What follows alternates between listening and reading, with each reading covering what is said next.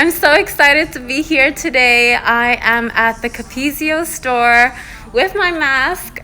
I hope you can hear me okay, on 51st Street in New York City. Look at how amazingly beautiful this store looks. Carolyn right here, she is going to be fitting me for Pointe shoes, for Capezio Pointe shoes that see, so many beautiful Pointe shoes, and I'm going to get fitted for it. Love your mask. Thank you so much. I usually wear like a 7.5 street shoe. So guys, I have kind of like I have shorter toes and then my foot is wider. I prefer Pointe shoes that have like a sleeker look aesthetically. When I get on Pointe, I don't want it to be too boxy. So if I have a boxy Pointe shoe, then it makes my foot look even shorter. So that's what I'm kind of looking for, but also a flexible enough shank, not too hard. We're gonna start off with one of our newest Pointe shoes, the Phoenix. You know, it's not super tapered, but not too boxy.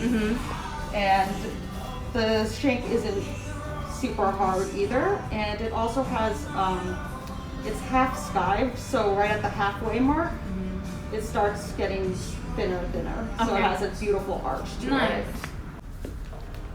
Because the thing is that I don't wear any padding. Even if I do, it might just be like tape around my toes, and maybe stuff it with sometimes like a paper towels or something like that. It's like very thin. Or I might even cut out a sock and then make that into a toe pad, so I can really feel the feet. Just guys, if you're new to Pointe shoes, a lot of times when you actually, after purchasing them, you have to break them in. When you're at the store, make sure you're not like breaking them in and like bending it, because obviously you're not purchasing them yet. So just for etiquette, it might be half size, maybe tighter. Also, I feel like my toes are like sinking in. You can go half size down and also not as wide. Okay. This is half size down. Yeah. This one feels completely different actually. For some reason. Feels more boxy. Boxy here. Yeah, guys, this is like the reason why you need to get Pointe shoe fittings, because even if it's the same shoe, obviously each one is not going to fit exactly the same. Should we try on a different style? Yeah, let's leave that one for now. Okay. So this is the Développé. I really like this shoe. You might have more support with this one in a nice way. Yeah, so this one is a little stronger than the Phoenix, but it still has the the half skived shank, so it still breaks in the same place. Right. Same question here from Fabs. Okay. Asking, what age do you recommend to go on Pointe? That's a good question. I wouldn't say you can put a specific age on it. I know a lot of people will say, maybe 11, 12, 13 after your bones are fully developed. For me, I started when I was 8 years old, so that was, maybe people might say that was early. And people around me, that's kind of the age that we started in my ballet school. But yeah, I think it's, if you have the proper ballet technique, that's what's and you have the flexibility of your arch and also the strength of your feet, then you would be deemed as ready. So work on your ballet technique. If you want to go on Pointe, do a lot of pliés, relevés, and strengthening your feet every day. Do the Pointe shoes have the arch already done? Already shaped? That's a good question. So some of them do, some of them don't. Okay. The Kylie is one of them that does arched last. So the Kylie and the Ava. I'm gonna try this on.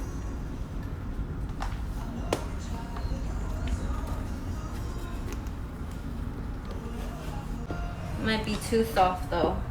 Yeah. Do you have a smaller size of this? You might see how it's like longer than the others. So in the Pointe shoe, when I stand on top of it, my second toe is like jamming in. So, but for this shoe, that didn't happen. I feel lifted up and secure. So I like that about this shoe. It's just not the right size. So I want to try it in a smaller size and see if that works. This fits really nice. It does break lower than I like. The fit of this feels nice though compared to the other ones. Yes.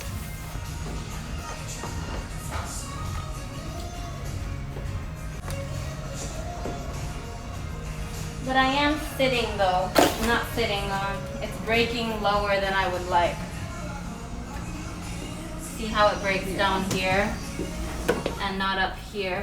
Yeah, but I like how it's like, it just fits my toes better than the other ones.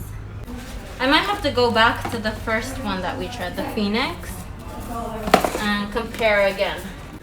So guys, this is kind of like a long process for point shoes.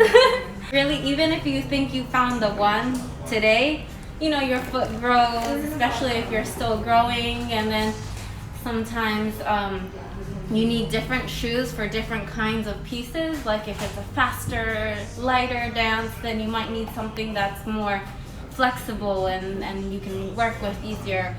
Or if you have a lot of balances, then you might need a harder shank shoe with the same type of shoe that you're using. So you just kind of have to figure it out. Figuring it out. And for Capezio, we have a question. What do you recommend if one of their feet is wider than the other? We can obviously do custom with some of our older styles, but if you had to stick with, you know, a stock shoe that you really, really like, I would say maybe go down a width. So the nice thing about point shoes is there's no left and right. Right. So you could buy two different widths, and then you switch out the pairs. Well, yeah, you're just buying two pairs of shoes. Say one is, you know, wide width and one is normal width, and then you are using one of each for one set. And then there's no left or right, so you can use whichever shoe and then swap. And then after you're done with this, you can use the remaining two to make a new set. My right is probably like a half size bigger than my left shoe, but I kind of deal with it. Really, I kind of have gotten used to it. Yeah, like mine is a half size different too, but like I don't feel it on Yeah, one, yeah. so. Yeah, my second toe is already hitting the bottom of the shoe. Because right now I like how this is hitting, right? You see the difference? Or I wear some kind of padding to lift me up, so I'm not sitting in the box. We want to try a narrower width. So we have Valid GLZ08 asking, do you have any favorite stretches that help you? To get on point. Yes. I like to. I actually just did this on my TikTok. You guys can follow me at Eureka Nakana on my TikTok. I share like little quick stretch or dance tips on there. I would place like a blanket or like a pillow down, and then I would push my arch over like this. I would bring my thumb around my heel so I'm supporting my Achilles, so I'm not just jamming this in, which is not good for your Achilles. I would just kind of support it here, and then I would slowly push over and stretch the top of my ankle and my arch. And I wouldn't do it like vertically like this. I'm just crunching up my toes, right? So I just want a nice stretch and here and here. So I will push over like this. And I would do that, maybe hold it for like 10 seconds. And then from there, let go. And then, woo, my sock is coming off, guys. Help. And then after that, I would let go, and then I would hold this arch.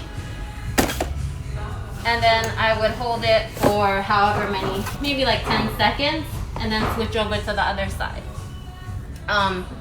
I would advise you to be gentle with it, not like push on it too much, because I know you want to get a nice arch really quickly, but if you do too much, you're gonna hurt your bones in your feet, because I definitely have done that. I was very excessive with my foot stretches when I was younger.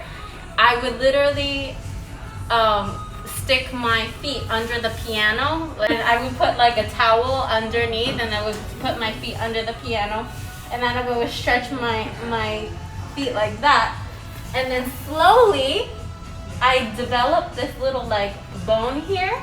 Like it didn't used to be. Can you see a little like bump here? So I literally like pushed up my bone. It didn't used to be like this, right? It was just like very flat. But then I kept on doing that, and I pushed my arch too much, and then I got a stress fracture in both of my feet. So don't do that, guys. Wow. So yeah, I'm like the prime example of like overstretching, overdoing stuff, because I thought I had like the more I did it, the better it would be. But you have to work smart, guys. And just be gentle with your body, but also train not just flexibility, but work on your strength as well, because if you don't have the strength to hold your flexibility, there's no point. Work on both, balancing both.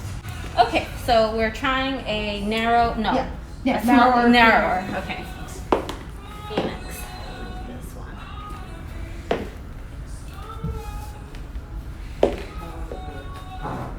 Okay. Oh. This actually might work better.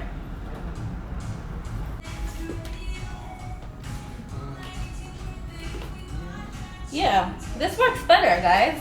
Just going narrower.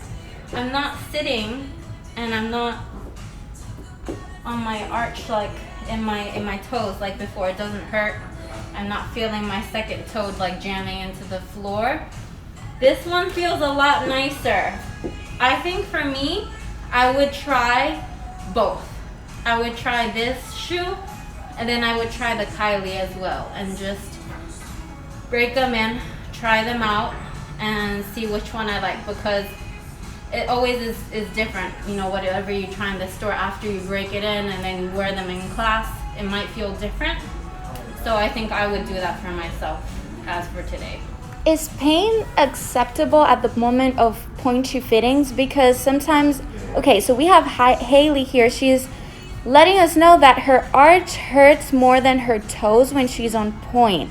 She's asking if does that mean that she needs a different shoe, and I think there's a misunderstanding of how much pain we can bear when we're dancing and how much pain you can bear when you're trying on your point shoes. Is there any pain that is acceptable when we try on point shoes? What I tell a lot of first time, fittings is that on a scale from like 1 to 10, it shouldn't go above a 4. Like, it's never going to be super, super, super comfortable because of what you're doing, but I would be concerned, especially with the arch. Interesting, because me trying on these shoes now, I say, oh, okay, they're comfortable. They're really nice on me right now. I say that. But if I'm thinking of like, take out my dancer mentality and just put like civilian, like non-dancer mentality, then I would say yes, they would be hurting right now. Right? It's not like, maybe it would be like out of 1 to 10, like Carolyn said, it might be like a 2 or 3 right now, the pain.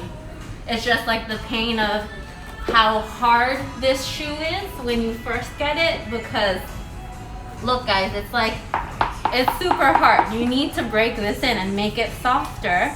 When you first get it, it's super hard, so having that hard thing around your foot is not the most comfortable thing. But yeah, basically point shoes, it shouldn't be 0. It doesn't hurt like at all. That said, like if your arch is already hurting when you're trying it on, that might not be the shoe for you. Or you might have to work on strengthening your foot, because you might have, I don't know what kind of foot you have, but if it's like so flexible that you're going over and like woo, then that might cause pain in your arch. I think I like this Phoenix shoe. but I would also like to try the Kylie. So I think I would get both shoes today, and along with elastics and point shoe ribbons, which are over there. If I would probably get this stretch ribbon. This is really nice. It's a new type of ribbon that's like stretchy and very comfortable. Obviously you can get the more standard, is this satin? Yep. Yeah, satin ribbons. Those are nice as well. Yes, these are like toe spacers that you can use in between your toes if you need to space out your toes. This is the one we use to kind of, if you just want to pad one toe over the other. To use stuff like this, toe tape. If you haven't developed a callus on your toe yet from just dancing so much, protect your toes. You can put this around your toes and prevent blisters from happening, but blisters are gonna happen either way. Like, you have to get blisters in order to get used to point shoes. Must have, I would say, is one of our stitch kits. We have a Stitch Kit Pro and then our regular stitch kit. Just so you know, I love this because it's easy to just throw in your dance bag, and you can kind of sew as you're going. You know, it has the needle, thread, thimble, seam ripper, safety pins, everything you'll need. Guys, if you're a dancer, you definitely need to know how to sew. Everything. If you don't know how to sew, if you don't know how to do your hair, you have to start today. You have to start today, guys. Learn how to sew, and even in the beginning, it might be a little tough, you know, but just practice. Learn how to sew everything. You know, your leotard might rip, or your tights might rip, or something might happen, especially on for recitals and stuff. You need to have your own little kit. So, and then you can quickly touch it up, and then you're ready to go. Oh, what is this? This is cute. These are popular Ouch Pouch Juniors. I love them because they come in all these patterns. That's so cute, guys. They're reversible. I didn't know about this. And we also have just like solid colors, which are reversible as well. This makes me like want to wear toe pads now. Especially like when you wear like the beige ones for so long, they start turning black, guys. You need to wash them because they're in your feet, and then you need to take care of your hygiene.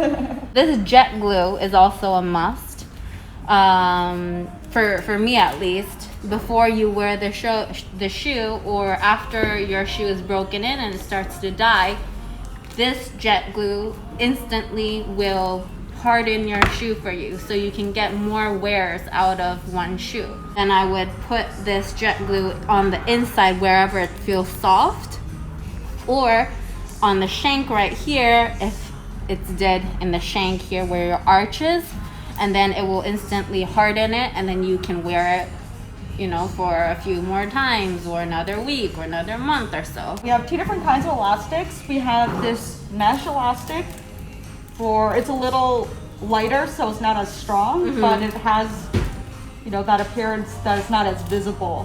Regular elastic. You just kind of go like this, and then you would cut it, and then you would attach this to where your heel would be. We'll have the IG Live on Friday, breaking in sewing point shoes, and next Tuesday at the same time, I'm going to have a few students of mine who are completely new to point shoes. Will be fitted here again with Carolyn. Also, free classes with Capezio going on in this New York City store.